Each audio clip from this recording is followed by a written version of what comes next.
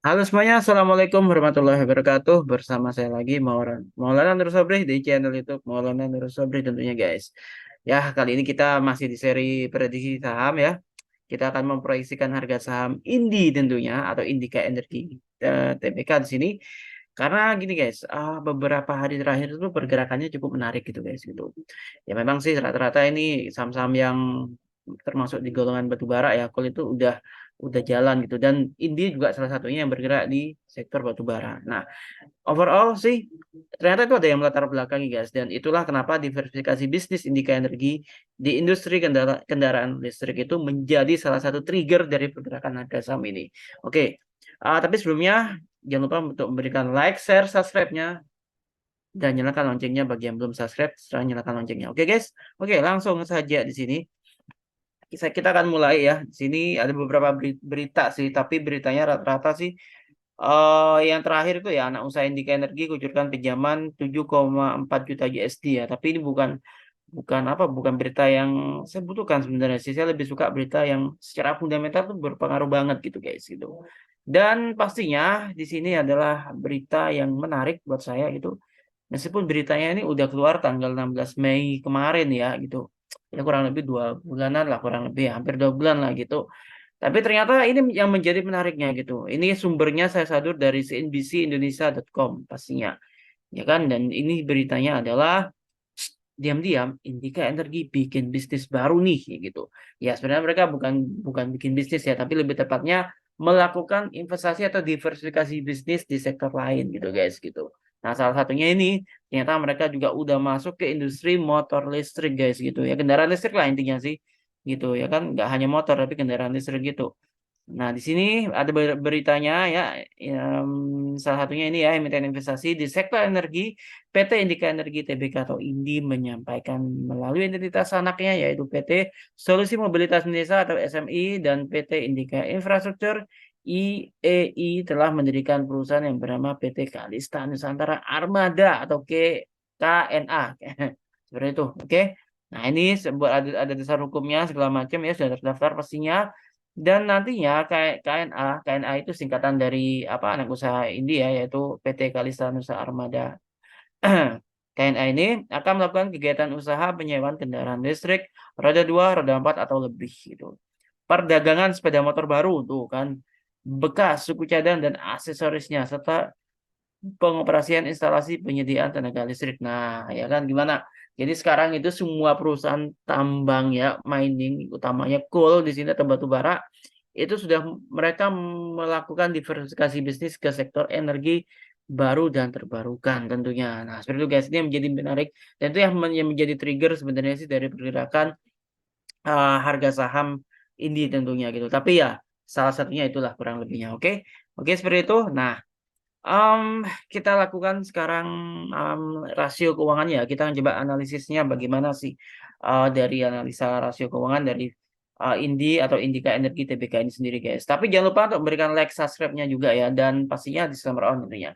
Oke, di sini saya seperti biasa saya menggunakan platform dari RHB Smart ya teman-teman di sini. Overview, fundamental, quotes, energi, ya, keluar Indi atau Indika Energi. Base quote, kita pilih fundamental, masuk ke overview, ada rasio keuangan, kita pilih beberapa, seperti earning per share-nya itu kan 1366,75. Dan price earning ratio-nya atau price earning ratio-nya atau pair-nya 1,54 kali tentunya ya. Dalam memilih pair ini kita sih kalau bisa 2 sampai 11 kali lah. Toleransi kalau di atas 11 kali ya 15 kali lah kurang lebih.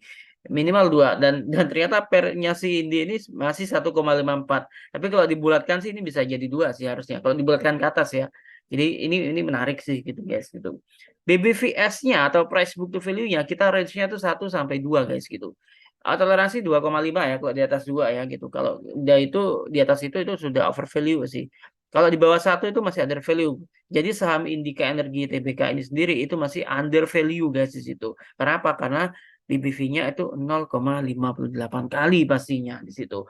ROE-nya 38,06%. Nah, ROE yang baik adalah minimal 15%, ya kan? Seperti itu. Dan ini 38,06% pastinya, guys. Oke, lanjut. ROA-nya 12,60%, oke, DER-nya 1,90. Nah, ini. Daringnya ini di atas satu sih, karena saya sih lebih suka kalau daringnya itu di atas apa di bawah satu, ya, nggak lebih dari satu gitu. Kalau di atas satu saya agak agak gimana gitu. Tapi oke deh, kita boleh kita cukup jadikan referensi ya gitu, karena kita nggak hanya menggunakan satu rasio aja. Debt equity ratio ini kaitannya dengan utang nggak soalnya. Oke, lanjut. Setelah itu kita akan masuk ke sisi ARO dan kita akan melakukan value analyzer ya. Di sini fitur terbaru dari ARO guys gitu. Manfaatin banget nih gitu. Terutama untuk mereka yang value investor nih ya. Silakan gunakan value analyzer dari ARO RHB Smart pastinya. Oke, di sini ada PEG ratio. Nah, PEG ratio itu apa? PEG ratio ini yang baik itu kalau dia itu nggak lebih dari satu. Jadi maksimal satu guys gitu. Kalau di atas satu itu udah over value, kalau di bawah satu itu masih under value. Sehingga itulah kenapa PG ratio dari Indi ini sendiri 0,44, maka PG analisisnya hasilnya adalah under value guys gitu. PBV under value, PG analisisnya juga under value gitu. Nah, so fair value estimation-nya ya di sini adalah 10.508,23 dan industrial value estimation-nya di kisaran 8.875,15. Nah, itu fair value estimation-nya guys, seperti itu. Dan langkah berikutnya kita akan membandingkan rasio emiten versus rasio industrinya. Di sini ada per emiten 1,54 versus rasio industrinya pernya adalah 10,70. Kalau bisa sih jangan lebih dari rasio industri ya sebenarnya ya gitu. Dan ini juga masih di bawah rasio industri. Ya, karena rasio per industrinya si Indi ini kan 10,70 kali, sedangkan rasio emiten indinya itu kan 1,54 kali, jadi masih di bawah. Oke, BBV emiten 0,58 kali versus BBV industri 0,85 kali. Ini juga masih di bawah juga. Ini menarik banget guys gitu. ROE si Indi ini adalah 38,06% versus ROE industri 21,43%. Nah, ini agak jomplang sih.